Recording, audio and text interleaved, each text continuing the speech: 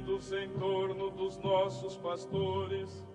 Amados irmãos, salve Maria Imaculada. Bem-vindos a mais um Eclésia Santa, um programa que vai ao ar sempre às segundas-feiras, neste horário das 21 horas, onde meditamos sobre a Igreja, nossa Mãe, e sobre nós, os seus filhos. Santo, nós iremos a ti,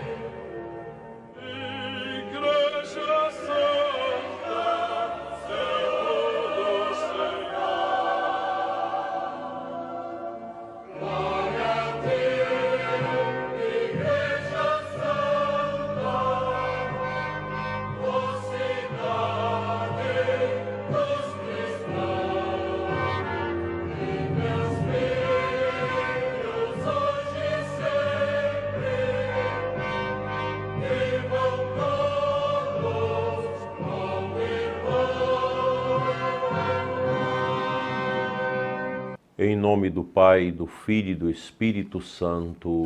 Amém. Que as almas dos fiéis defuntos, pela misericórdia de Deus, Descanse em paz.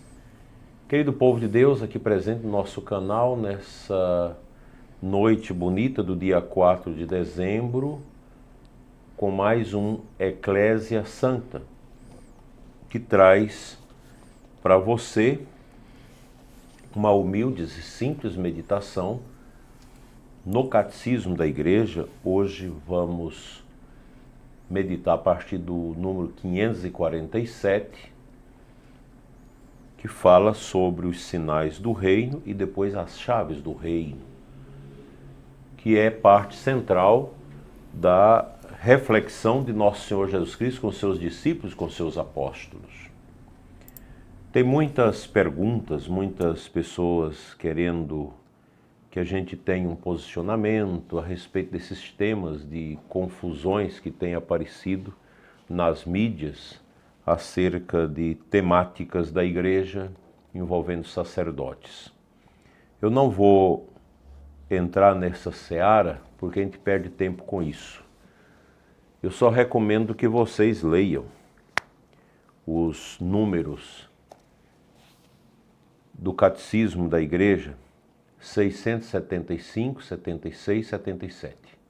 Aí vocês vão ter uma noção do que é isso. Nós já estamos perto desses números, quando nós vamos falar destas realidades tão complexas, que são as realidades da provação derradeira da Igreja. Está aí no Catecismo. São 3 números que nos ajudam a compreender o que nós estamos vivendo. Nós estamos ingressando num tempo realmente de apostasia. E eu lembro muito do Henrique Soares, que dizia que a gente precisa ter uma preocupação de pastorear também as pessoas que se dizem da tradição ou conservadores na igreja. E eu concordo com ele. Todo católico batizado tem o direito de ser evangelizado, ser acompanhado, de receber os sacramentos na igreja.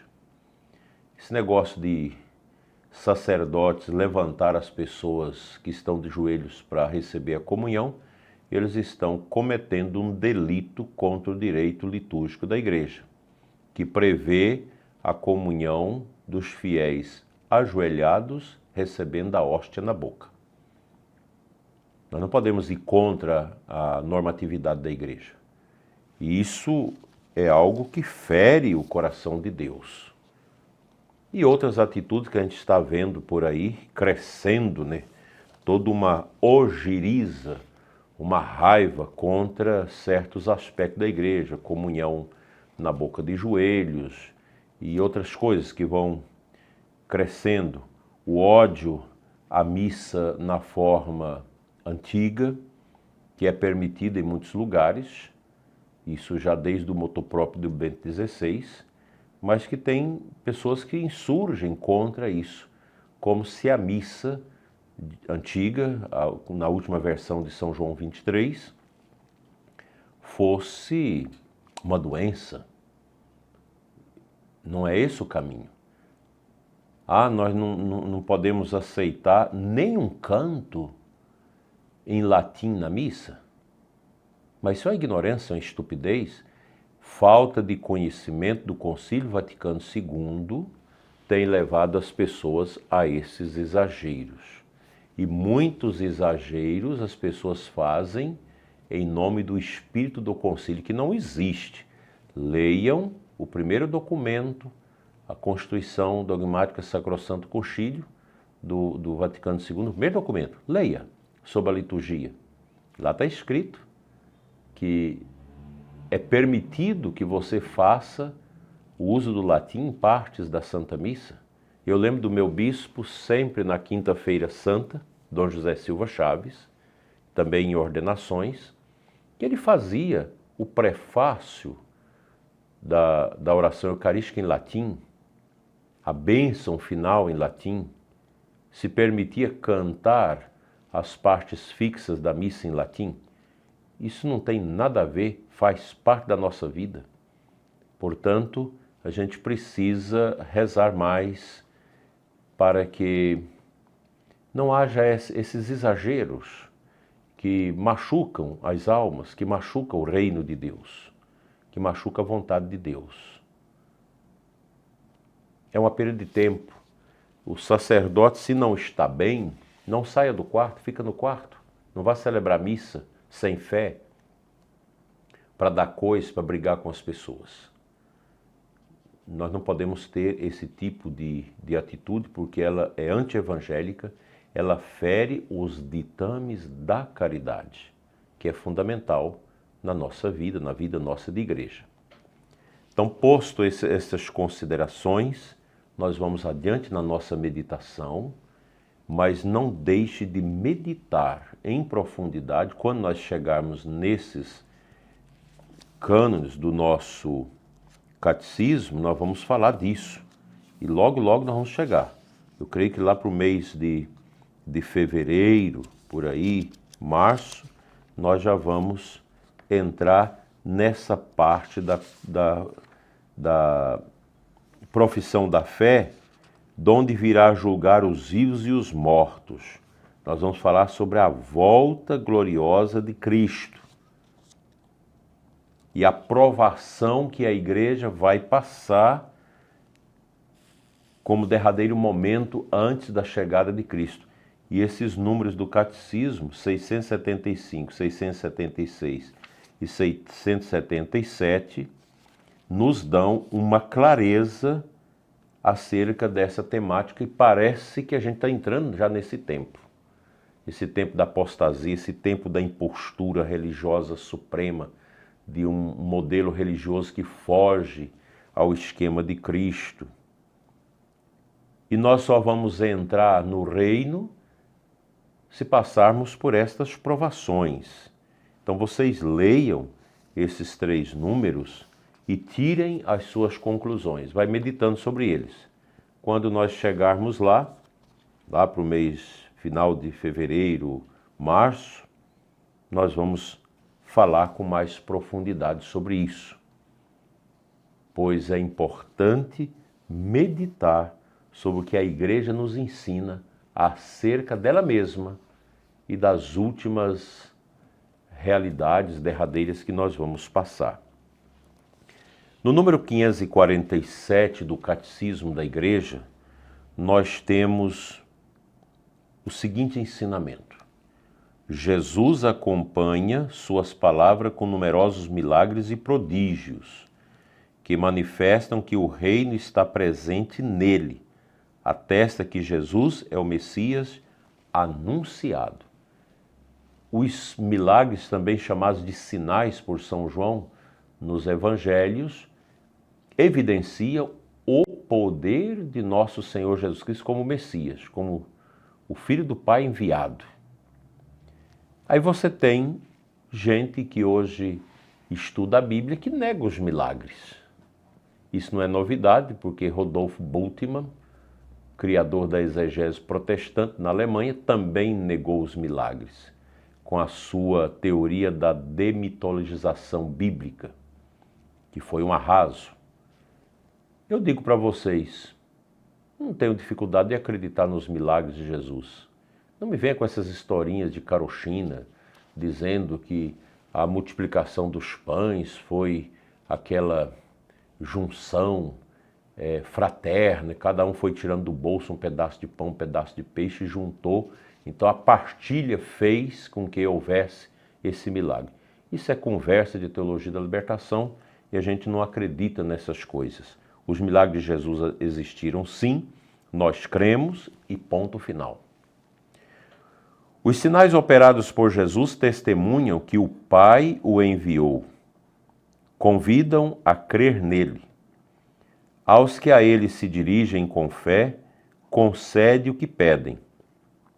Assim os milagres fortificam a fé naquele que realiza as obras de seu Pai. Testemunham que ele é o Filho de Deus.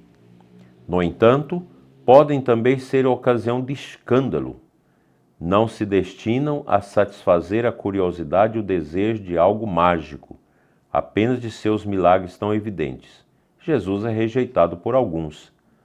Até o acusam de agir por intermédio dos demônios. E aqui entra a essência da compreensão do pecado da blasfêmia contra o Espírito Santo. É atribuir ao diabo as obras que Deus realiza. É por ordem de Belzebu que ele faz esses milagres. Isso é uma blasfêmia contra o Espírito Santo. Ao libertar pessoas de males terrestres, fome, injustiça, doença, morte, Jesus operou sinais messiânicos. Ele, no entanto, não veio para abolir todos os males da terra, mas para libertar os homens da mais grave das escravidões, a do pecado, que causa empecilhos à sua vocação de filhos de Deus e causa todas as suas escravidões humanas. Jesus não veio aqui para estabelecer uma ideologia, um ensinamento meramente filosófico, para fazer poesias conosco. Não. Nosso Senhor veio aqui para ser sinal, através dos seus milagres, e o maior de todos os milagres é a sua encarnação e a sua paixão. São realidades que se fundem. Nós vamos ler isso na patrística, nos tempos agora do Natal. No Natal nós vamos ler como que São Gregório Magno diz que a encarnação está intimamente ligada ao evento da crucifixão e da ressurreição. As realidades estanques da vida de Jesus, elas são colocadas como meio metodológico para a gente compreender esta sequência das realizações de Nosso Senhor Jesus Cristo. Mas o mistério de Cristo é um. E a gente reza isso no creio, que resume o mistério de Cristo, a sua historicidade, o seu mistério, a sua sobrenaturalidade. Isso tudo se resume num único e determinado já pela vontade de Deus, que é a salvação da pessoa humana. O Cristo total, o Cristo todo, o Cristo que faz história, que anda nesse mundo, o Cristo que está vivo depois da sua ressurreição e age através do seu Espírito na condução da igreja nos nossos tempos. Jesus sempre foi hostilizado. Podemos perceber isso desde a sua encarnação até a sua morte, hostilizado, morto, martirizado. E Nosso Senhor continua a incomodar. Nós temos uma pleiade de bilhões de pessoas na face da terra que odeia Cristo, que detesta Nosso Senhor Jesus Cristo. É impressionante que quem não gosta de Cristo é porque está sob ataques do inimigo. Cristo é uma vitória profunda sobre as nossas vidas. E a igreja sempre rezou isso, e a língua da igreja sempre foi o latim. O latim é a língua oficial da igreja. Como os judeus celebram o culto deles somente em hebraico e os muçulmanos somente em árabe, a igreja durante séculos celebrou sempre na sua língua oficial, que é o latim. Me preocupa quando alguém não gosta do Kyrie, que não é em latim, mas em grego, que não gosta do Gloria in excelsis Deo, cantado em latim, não gosta do Sanctus, cantado em latim, a gente fica assustado. Porque nos exorcismos, o demônio também não gosta das orações em latim. É impressionante. Qualquer exorcista competente da sua missão sabe disso. O quanto Satanás odeia essas orações, esses cantos em latim. Por que não cantar o Tantum Ergum Sacramentum de Santo Tomás de Aquino? Por que não cantar também o Adoro Te Devote de Santo Tomás de Aquino? Quando se canta na ação de graças ou mesmo na comunhão esse cântico, mesmo que a gente não sabe bem a tradução, mas ele traz na sua melodia um mistério que não se decifra pela nossa linguagem humana, pela nossa gramática. O mistério de Deus, ele possui uma linguagem que a nossa alma entende, porque tem um sabor de eternidade, tem um sabor de mistério. Isso basta. Quando você entra num mosteiro, que os monges ou as monjas estão ali cantando a oração litúrgica, naquele latim tão bonito, tão suave no gregoriano, eu às vezes não entendo o que eles estão cantando, mas o mistério fala. Esses cânticos trazem para nós a linguagem da alma, a linguagem sobrenatural, a linguagem do mistério que encanta, que liberta, que fortalece, que instiga a nossa alma no caminho do sobrenatural. Isso não tem preço. Isso é uma realidade extremamente maravilhosa. Portanto, o reino de Cristo, os sinais do reino, eles existem para nos libertar da escravidão. Quem aceita nosso Senhor Jesus Cristo, aceita ser liberto da escravidão, da carnalidade, do apego ao homem velho. Ele é liberto das vestes estapafúrdias do pecado, da miséria, da deplorável realidade de morte espiritual a que se encontram os pecadores e pagãos. Mas quando os sinais de Cristo tocam o nosso coração, os empecilhos que muitas vezes nós temos nesse combate pela nossa santidade, eles caem por terra. Cristo é Cristo. E nós podemos ver que quantas pessoas de alta cultura, de alto conhecimento nós temos na igreja, gente que tem teses e mais teses de mestrado e doutorado, mas que vai na igreja e ajoelha diante da hóstia consagrada. Aquela hóstia tão pobrezinha, aquele pãozinho branco, mas ali está escondido o mistério do reino, a presença real de nosso Senhor Jesus Cristo em corpo, sangue, alma e divindade, naquela hóstia que veio pelas mãos do sacerdote para se fazer sacramento, para nos curar, nos salvar. Então, meus queridos irmãos, essa chave de compreensão, nós precisamos acolhê-la. Ser católico, ser cristão, não é algo muito simples, é algo profundo e a gente precisa tomar posse disso. É o reino de Deus, um reino diferente que vem entrar no nosso coração. O antirreino nós conhecemos, é tudo aquilo que persegue a fé, que persegue a liberdade, que persegue os costumes. Nós estamos vendo aí toda essa movimentação aqui no Brasil, essa questão do Supremo Tribunal, que está tomando conta da liberdade das pessoas. E se agora elege esse outro senhor que está sendo apresentado aí para compor ali as cadeiras do Supremo, nós corremos perigo do aumento da quebra da nossa liberdade e virá depois a perseguição à igreja.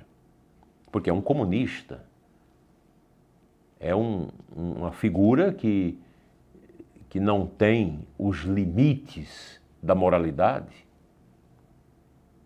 que não tem essa compreensão cristã da realidade. Então essa gente busca o poder pelo poder. É o antirreino, não é o reino de Cristo. O advento do reino de Deus é a derrota do reino de Satanás. E o reino de Satanás está aí nas ditaduras sanguinárias, como a ditadura vizinha nossa aqui de Venezuela, estabelecendo caminhos de guerra contra a Guiana, essa coisa. É todo um mistério da iniquidade por trás de tudo isso. E aqui no Brasil só tem uma instância que pode salvar o Brasil do atraso, da miséria e da ditadura, que é o Senado. Por isso nós devemos pressionar os nossos senadores para que tomem as rédeas necessárias para impedir a judicialização e a ditadura de um poder que não foi eleito pelo povo. Satanás age por essas vias, por esse establishment terrível de corrupção, de miséria, que vai assolando a nossa nação. Se expulso, no entanto, pelo Espírito de Deus, é porque já chegou até vós o reino de Deus, disse Jesus. Mateus 12, 28. Os exorcismos de Jesus libertam homens do domínio dos demônios. Antecipam a grande vitória de Jesus sobre o príncipe deste mundo. É pela cruz de Cristo que o reino de Deus será definitivamente estabelecido. E aqui o catecismo cita uma frase em latim. Para quem não gosta de latim, tá, lá vai. Reinavit aligno Deus. Deus reinou do alto do madeiro. Vejam, nós sempre recorremos, fazemos essa transversalidade nas nossas meditações com o mistério da cruz, que está aqui acima da minha cabeça, a cruz de Cristo. Aqui está. Não há nenhum outro sinal capaz de ser resposta ao drama humano, senão o sinal da cruz. Para o canceroso, para quem está com problemas terríveis na família, para você que perdeu seus filhos, suas filhas, para a militância na universidade, nossas universidades públicas, sobretudo, estão tomadas por essas militâncias que não respeitam a cultura cristã, mas pelo contrário, querem estabelecer a destruição, a desconstrução da fé judaico e cristã. Eu fico impressionado de ver grupos de pessoas homossexuais gritando "Viva o Hamas". Vai viver lá. Serão todos mortos. Vai viver na Arábia Saudita. Vai viver no Catar. Não existe liberdade nesses lugares. Então a gente precisa vencer as incoerências. Tem muita gente na incoerência. Outro dia mesmo um sacerdote me dizia que um paroquiano que é homossexual, mas está ali na igreja, pelejando para viver, apoiando o Hamas. E ele mostrou a realidade. Eu não sabia disso. Mas fica escutando a Rede Globo, fica escutando a grande mídia. A grande mídia é podre, ela faz o jogo do sistema. A gente não pode se informar por essa grande mídia, que ela é uma perca de tempo. Ela é um estorvo para a formação da nossa consciência. A gente precisa ter presente isso. O reino de Deus não passa aí pela mídia grande, pela Globo Lixo e tudo mais. Não passa. Porque essa gente é fake news. Como tantos políticos nesse mundo, mandatários deste mundo, e inclusive aqui no Brasil, que são fake news. Esse senhor que está sendo indicado para o Congresso, ele é um fake news. Como o outro que emplaca uma ditadura terrível. Escuta as respostas dele na sua sabatina em 2017 no Senado. Totalmente o contrário. E eu fico preocupado com quem muda de personalidade. Hoje você é uma coisa, amanhã você é outra. Isso é meio perigoso.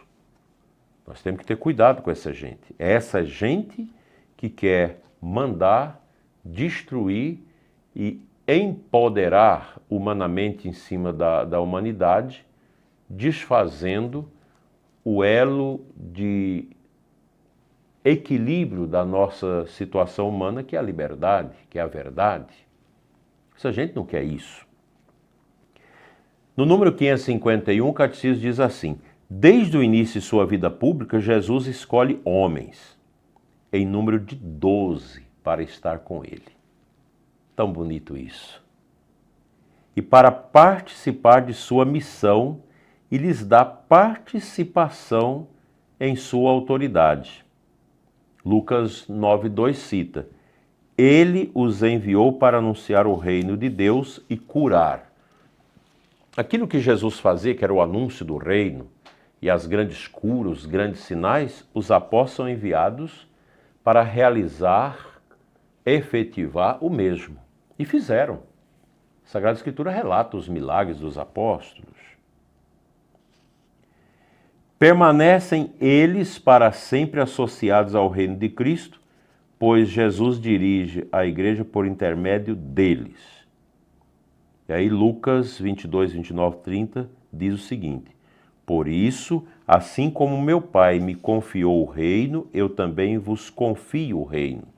Havereis de comer e beber à minha mesa no meu reino, e vos sentareis em tronos para julgar as 12 tribos de Israel. No colégio dos 12, Simão Pedro ocupa o primeiro lugar. Jesus confiou-lhe uma missão única. Graças a uma revelação vinda do Pai, Pedro havia confessado: tu és o Cristo, o Filho do Deus vivo. Nosso Senhor lhe declara na ocasião: por isso eu te digo, tu és Pedro, e sobre esta pedra edificarei a minha igreja, e as forças do inferno não poderão vencê-la. Cristo, pedra viva, garante à sua igreja, construída sob Pedro, a vitória sobre as potências de morte. Pedro, em razão da fé por ele confessada, permanecerá como a rocha inabalável da igreja. Terá por missão defender esta fé de todo desfalecimento e confirmar nela os seus irmãos. Esta é a missão do Papa, é a missão dos bispos. Sob os nossos ombros, como homens sucessores dos apóstolos, pesa esta obrigação: defender a nau de Cristo, anunciar o Evangelho de Cristo, vencer com a nossa pregação, com o nosso testemunho, com a nossa luta, as hordas infernais que se levantam contra o nosso povo. Nós estamos vivendo agora um momento cultural de revanche contra a fé cristã. É uma revolução cultural que está em curso. Nós temos uma perseguição sangrenta estabelecida na igreja, mas ela é muito maior na forma silenciosa, maldosa, como uma grande fake news que vai se estabelecendo no mundo, criando uma incapacidade das pessoas de pensar. Eu comentava hoje com um sacerdote sobre a catequese, sobre o trabalho que nós fazemos com os adolescentes, com os jovens. A gente prega para eles, mas eles têm dificuldade de absolver essa concepção sobrenatural, essa dimensão espiritual, essa concepção do mistério de Deus que está para além das aparências desse mundo. Porque esse sistema medíocre, podre, diabólico, de nova ordem mundial, ele está tirando da cabeça das nossas crianças, adolescentes e jovens a capacidade da reflexão teórica. Eles criam um positivismo na cabeça dos meninos, dos nossos estudantes, que eles são capazes de pensar somente a partir de categorias materiais. Não dão conta de entrar em concepções mais alargadas, mais complexas da vida. Não dá conta. Meditar sobre a verdade.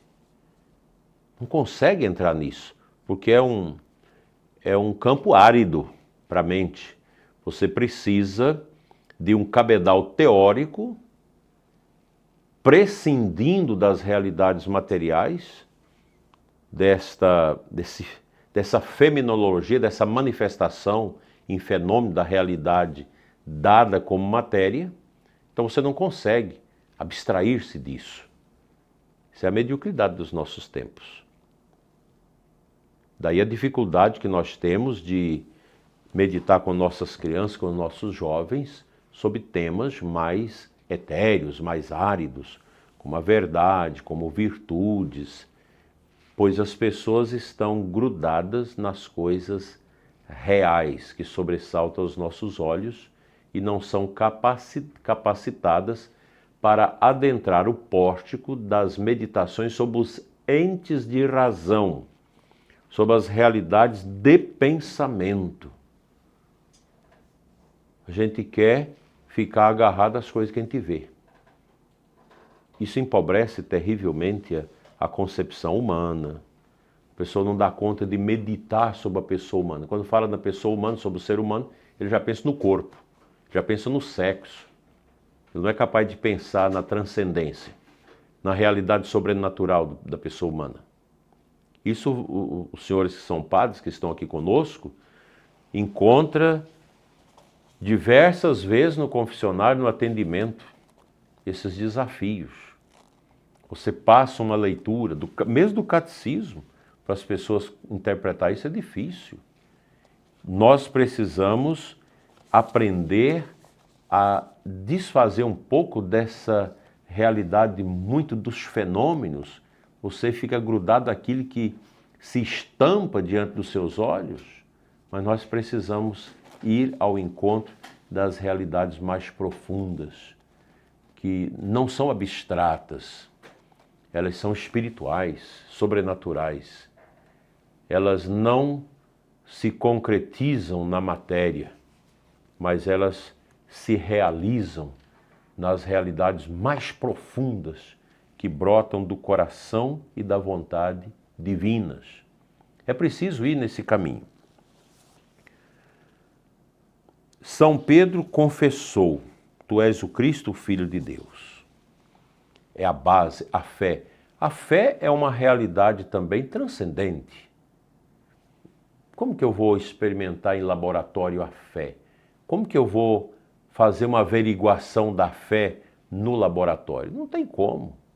Nenhum aparelho, nenhum instrumental positivista de laboratórios, de experiências, é capaz de segregar a fé para fazer isso.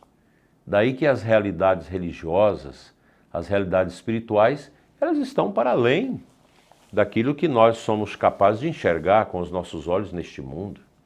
É uma realidade que está para além. E dentro de mim, o meu ser espiritual, é uma realidade também que não se confunde com a realidade material. Tanto que quando a gente morre, essa realidade que é o nosso espírito deixa essa tenda mortal, esse corpo frágil que o tempo vai consumindo e que a matéria vai absolver até o dia da nossa ressurreição final. Porque nós não somos o corpo. Nós somos alma, nós somos espírito, nós somos transcendentes. Jesus confiou a Pedro uma autoridade específica. Eu te darei as chaves do reino dos céus. Tudo que ligares na terra será ligado nos céus.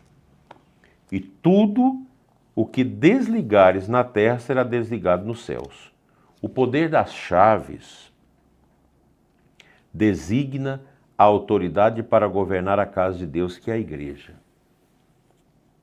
Jesus, o bom pastor, confirmou este encargo depois de sua ressurreição, ao aparecer para Pedro lá no Mar da Galileia, como João descreve no capítulo 21,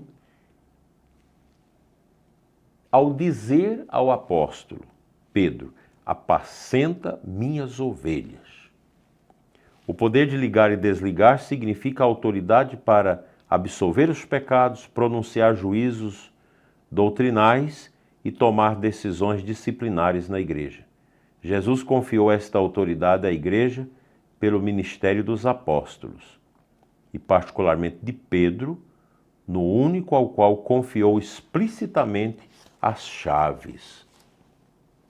Isso é muito importante para nós, porque nesses tempos confusos, necessitamos também compreender melhor o magistério da igreja, o magistério do Papa. As pessoas às vezes ficam perguntando: mas o Papa pode falar isso? Bom, falar, todos os papas sempre falaram, deram opiniões sobre realidades, mas nenhum Papa tem um poder de modificar aquilo que é determinado por graça de Deus na nossa Santa Igreja. Então o Papa pode discutir assuntos diversos, até assuntos que a gente não concorda, mas não mexa no núcleo central da nossa fé. Como tem muita gente doida para mexer, e muita gente que fica às vezes instigando isso. Mesmo dentro do sínodo, da sinodalidade, nós temos pessoas lá que não têm essa responsabilidade de fazer acontecer aquilo que deve ser a igreja. Tem gente lá tentando encebar o ouvido uns dos outros, até mesmo do Papa, para tomadas de decisões que contrariam frontalmente a tradição da igreja. Nós precisamos pensar o seguinte: quem tem fé, quem é católico de verdade, ele sabe que a igreja não é propriedade nossa. Nós não somos donos, nós não somos os proprietários, os empresários da igreja. Nós somos servidores. E aqui todos os papas sempre têm mostrado isso. Eu me recordo da frase de Bento XVI, quando assumiu o pontificado: sou um humilde operário da vinha. A vinha é a igreja. A igreja é mais do que aquilo que a torna visível nesse mundo. Ela é mais do que as basílicas, as igrejas, os colégios, os orfanatos, os hospitais, as creches, as obras sociais que nós temos. A igreja é maior do que a pessoa do sacerdote, do bispo, de todos nós. A igreja é maior do que tudo isso, porque ela é um sinal desse reino invisível que Nosso Senhor anunciou. Na igreja nós somos servidores, com as nossas responsabilidades bem definidas. O senhor, como padre que está aqui conosco, diáconos, religiosos, que nos escuta neste momento, vocês têm uma missão bem definida, todos nós temos. Eu, como sacerdote, também, no coração da nossa igreja. Os leigos, que estão aqui conosco em grande número, também. O sacerdócio batismal que vocês têm como pai, como mãe, para cuidar e zelar desse instituto abençoado e sagrado da humanidade, que é a família. Um católico atuante que está aí dentro da política, ele deve seguir a sua consciência, promovendo as realidades, as leis, a administração, sem que isso contradiga com a vontade de Deus. Aqui entra o cerne da nossa grande preocupação: fazer a vontade de Deus e não a nossa. Não devemos fazer a nossa vontade, mas a vontade de Deus. Como pai de família, como mãe de família, como filhos.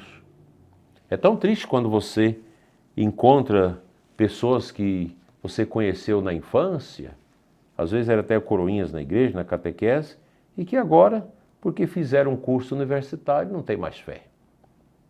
Não crê mais. O mundo faz isso, o anticristo faz isso. E nós vivemos sob a bandeira do anticristo, dessa terrível realidade da apostasia. Basta ler lá o número 675, 676 e 677 do Catecismo. Você vai entender isso. Esse tempo confuso que está aí, a voz da nova ordem mundial, desse paganismo exacerbado, está aí. Falando nas mídias podres, falando através da revolução cultural, falando através de certos professores, tanto da rede escolar como da rede universitária. Está aí falando contra Deus, mitigando o máximo possível a verdade, levando os jovens a uma perda da fé de forma irreparável. Uma mãe me contava há poucos dias da sua experiência com seus filhos, que entraram na universidade. Abraçaram o paganismo, abraçaram o homossexualismo, sem que antes demonstrasse qualquer sinal sobre isso. É a militância. O mundo está assim. Você entra nas empresas, tem empresas que faz seleção. Se você é uma pessoa conservadora, uma pessoa que tem fé, que tem um crucifixo pendurado no peito, já pode ser o motivo de você não ser aceito naquele trabalho. O mundo está assim. Professores nossos, católicos, atuantes dentro das universidades, dentro das escolas, que sofrem perseguições terríveis exatamente por não professar o credo do anticristo. Porque o credo do anticristo, primeiro, renunciar à cruz, renunciar a Deus e colocar o homem no lugar. Deus não é o centro, é o ser humano que é o centro. É a pessoa humana que é o centro de tudo, as atenções, etc, etc. Daí que os cristãos de verdade fogem aos elogios, sabem que esse mundo é um mundo secular que passa, que tudo nesse mundo é muito tênue, passa rápido, e que a nossa vida, o sentido dela, está no mistério da cruz. E essa gente pagã é uma gente que vive no drama. Grandes e terríveis dramas, levando ao suicídio, ao uso exacerbado de drogas e a prostituição, pedofilia, pornografia, vai entrando nesse mundo, corrupção e mais corrupção, é o que não falta no Brasil. Quanta corrupção, quanta miséria, quanta desgraça que nós estamos vivendo. E assim é esse mundo velho. E você me pergunta, mas por que isso? Adão e Eva.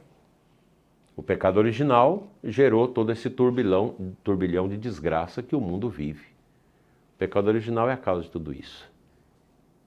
Portanto, vamos revestir-nos de Cristo, da veste nova do Senhor, para que nós possamos ser encontrados de maneira adequada na sua segunda volta.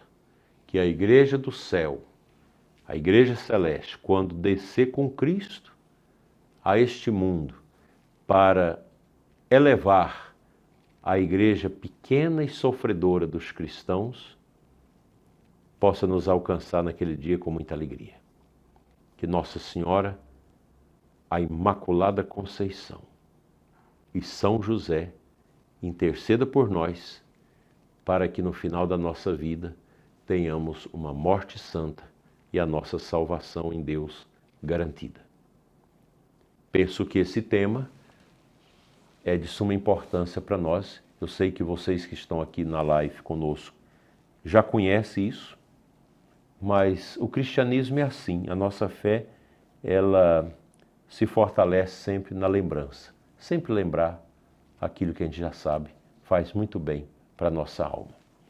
Convido agora para a nossa oração a oração das completas. Na próxima segunda-feira, eu creio que é quase 100% que nós estaremos aqui ao vivo, podendo interagir com as perguntas que vocês estão deixando aqui. Mas eu depois vou olhar quais são as impressões que vocês deixaram aqui. E na próxima segunda, dentro da novena de Santa Luzia, eu irei celebrar a Santa Missa na Paróquia Santa Luzia no dia 11, mas às 19 horas, e rapidinho venho para cá para a gente meditar a conclusão desta parte do catecismo que fala um antegozo do reino, a transfiguração. Depois, a subida de Jesus a Jerusalém. É um movimento lindo isso aqui, extraordinário. A entrada messiânica de Jesus em Jerusalém. E a gente termina essa parte e já vamos depois entrar na parte do artigo 4, que é o padecimento de Jesus sob Pôncio Pilatos, sua crucifixão, sua morte e o seu sepultamento. Muita coisa bonita o catecismo tem para nos ajudar.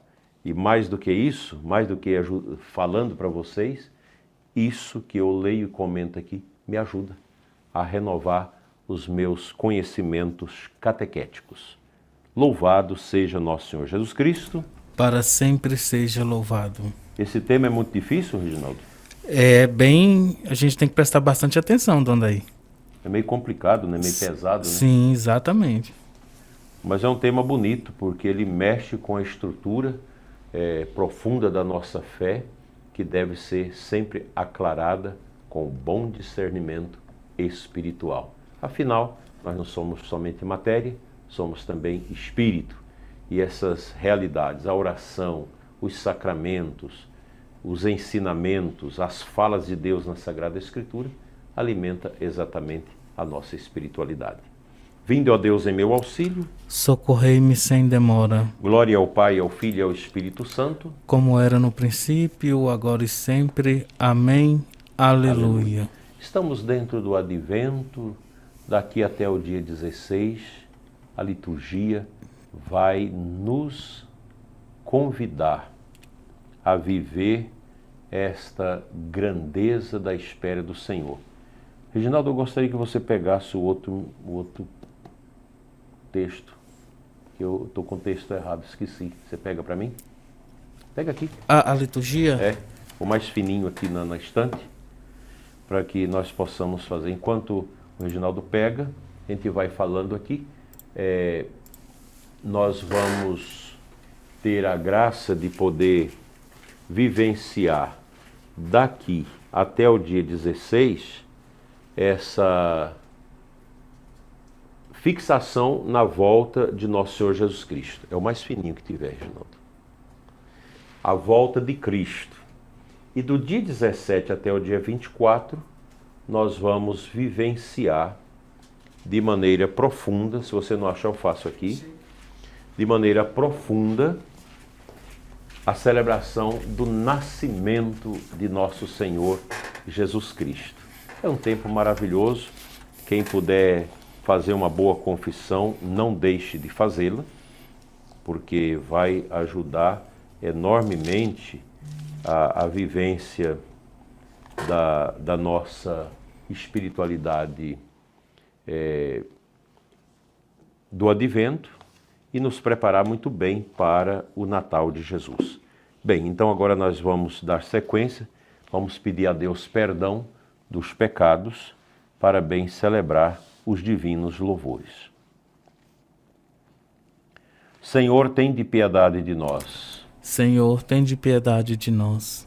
Cristo, tem de piedade de nós. Cristo, tem de piedade de nós. Senhor, tem de piedade de nós. Senhor, tem de piedade de nós. Deus Todo-Poderoso, tenha compaixão de nós, perdoe nossos pecados e nos conduz à vida eterna. Amém. Agora que o clarão da luz se apaga, a vós nós imploramos, Criador, com vossa paternal misericórdia, guardai-nos sob a luz do vosso amor. Os nossos corações sonhem convosco, no sono possam eles vos sentir. Cantemos novamente a vossa glória, ao brilho da manhã que vai surgir. Saúde concedei-nos nesta vida, as nossas energias renovai.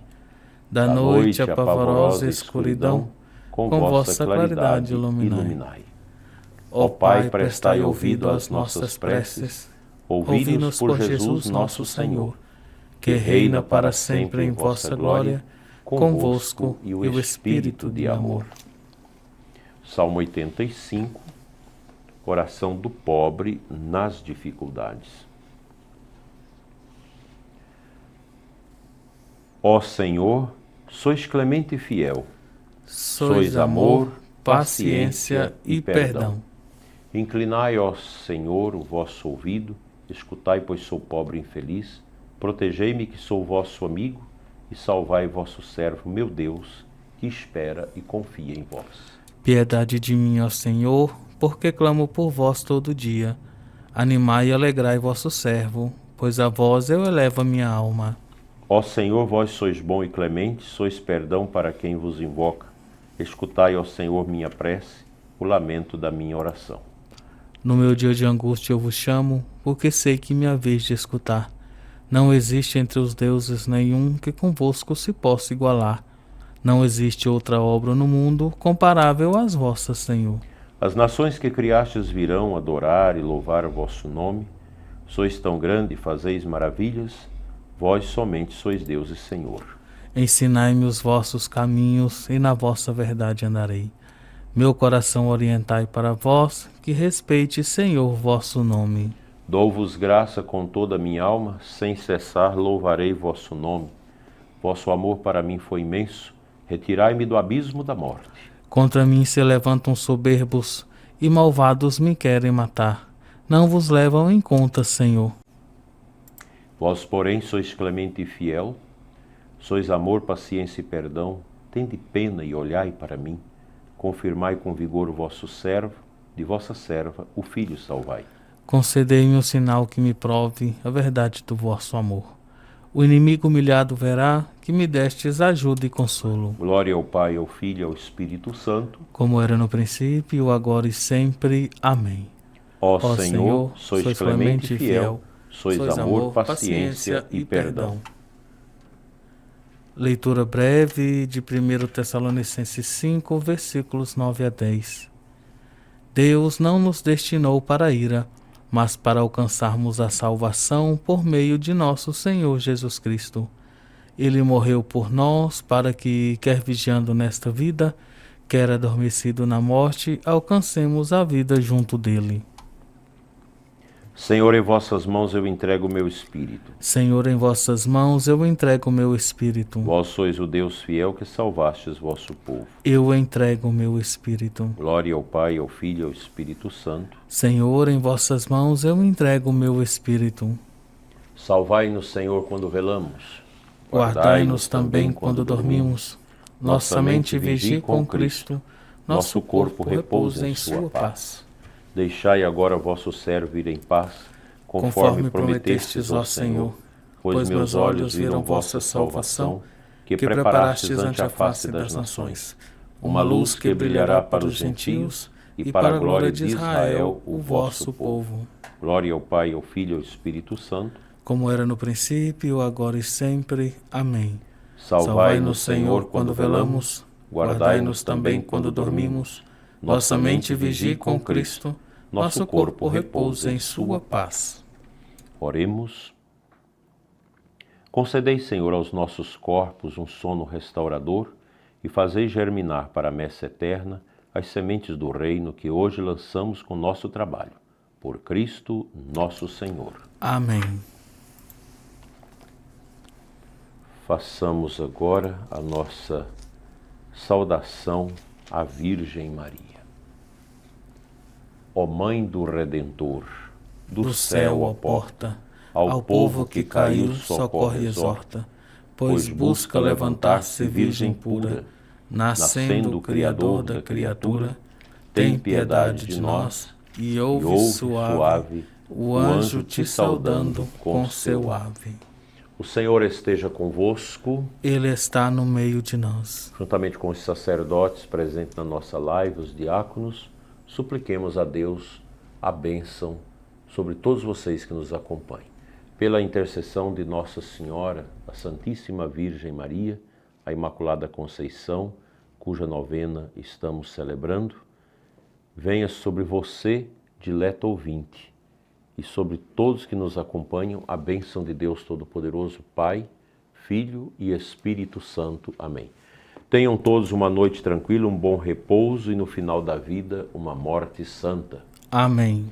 Uma feliz e abençoada novena para vocês que estão celebrando a novena da Imaculada e vocês que celebram a novena de Santa Luzia. Até segunda-feira ao vivo aqui com vocês, com a graça de Deus.